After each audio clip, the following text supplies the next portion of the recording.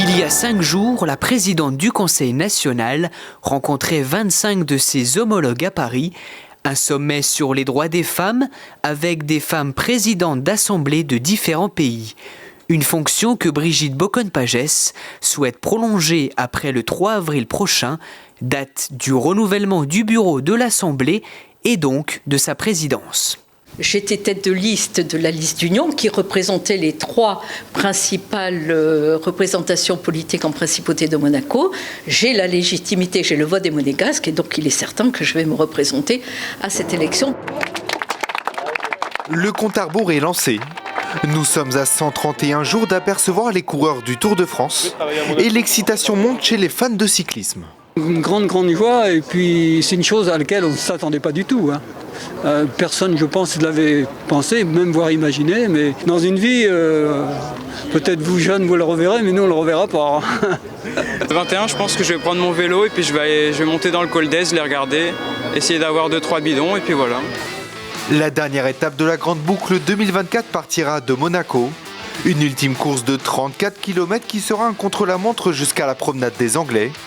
35 années que l'on n'avait pas vu une finale de ce type. Une partie des déchets de ce chantier servira à la construction du nouvel hôtel des polices. Si le recyclage existe dans le monde du BTP depuis quelques années, le réemploi des matériaux est de plus en plus préconisé, avec une vraie stratégie de baisser les émissions carbone. Ça, c'est assez récent qu'on fasse un tel niveau d'économie circulaire sur les déchets, même si le recyclage, ça a toujours existé. Aujourd'hui, on a la loi AGEC qui impose, dans tous les cas, de faire de la revalorisation. Mais la ville de Nice et la métropole veulent aller au-delà, avec un minimum de 90% de revalorisation. Ça, c'est vraiment dans une démarche d'économie circulaire pour diminuer l'empreinte de nos chantiers sur l'environnement. Agir en faveur de l'environnement, mais pas que. L'hôtel Fairmont de Monte-Carlo participe depuis plus de 50 ans à la réduction des émissions de CO2 en principauté. Et ça marche. À cela s'ajoute confort, mais aussi économie financière, avec 50% d'énergie en moins. Le tout grâce à la thalassothermie, autrement dit, une technique qui utilise l'énergie de la mer pour fournir de la chaleur ou du froid. Si aujourd'hui, 2 boucles de thalassothermie alimentent certains bâtiments de la principauté, il est désormais question d'en créer une 3e. Nous avons été contactés par la principauté pour la mettre à disposition du quartier. Et en fait, notre centre de production ici va être mutualisé pour tous les bâtiments autour de l'hôtel. N'oublions pas que cette initiative va réduire de 3% l'intégralité des gaz à effet de serre de la principauté de Monaco. C'est fantastique. En fait, ce qu'on a pu démontrer, c'est que sous l'effet d'un composé qui a été développé au laboratoire, on peut augmenter le nombre de cellules qui fabriquent de l'insuline 12 fois. En France, plus de 300 000 personnes souffrent d'un diabète de type 1. Cela signifie que le corps détruit les cellules du pancréas, cellules chargées de réguler le taux de glycémie dans le sang. Donc nous, ce qu'on essaie de faire, en fait, c'est de refabriquer dans le corps des patients atteints de diabète de type 1 qui n'ont plus de cellules qui fabriquent de l'insuline. On essaie de refabriquer ces cellules. L'idée, c'est pas d'utiliser des machines ou des injections, c'est vraiment de donner un médicament qui permette de restaurer la fonction qui est présente dans toutes les personnes qui ne sont pas atteintes de diabète. 11h55 pétante, la relève de la garde démarre au son de l'orchestre des carabiniers du prince. L'occasion pour la famille princière d'apparaître aux fenêtres du palais sous les applaudissements de la foule.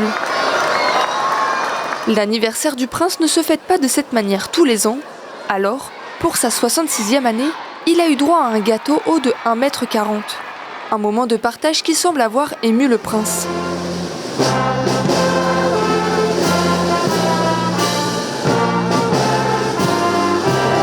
Alors que Monaco est touché par les dossiers du Rocher et que le Conseil de l'Europe menace la nation d'être sur la liste grise, troublant la vie institutionnelle du pays depuis quelques mois, la principauté reste confiante. Je crois que l'initiative elle est parfaitement spontanée de plein de Monégasques qui avaient envie de dire au souverain d'abord évidemment bon anniversaire et puis Monseigneur on est avec vous. Une réalité à laquelle la maire de Coaraz est habituée. Seulement, cette fois, la situation est un peu particulière. Ce n'est pas un éboulement habituel d'après les géologues. C'est une plaque qui glisse et qui est encore active maintenant. C'est pour cela qu'on ne connaît pas exactement la date des travaux ni celle de la réouverture de la route. Avec les fortes précipitations connues ces derniers jours, la situation des nappes phréatiques s'améliore On retrouve enfin un niveau proche de la moyenne. Il faut savoir qu'au pic de l'été en 2022, on avait des hauteurs d'eau qui étaient aux alentours de 22 mètres. Aujourd'hui, grâce à une recharge efficace et grâce aux pluies notamment du mois de février, ça a permis de relever bien les niveaux d'eau. We will talk later about the end of the season, but first of all, congratulations. You became the all-time scorer of the EuroLeague. What an historic night. How did you feel at that time and in the few days that followed? At the time it was cool. I think when they paused the game and everybody kind of showed me love and clapped and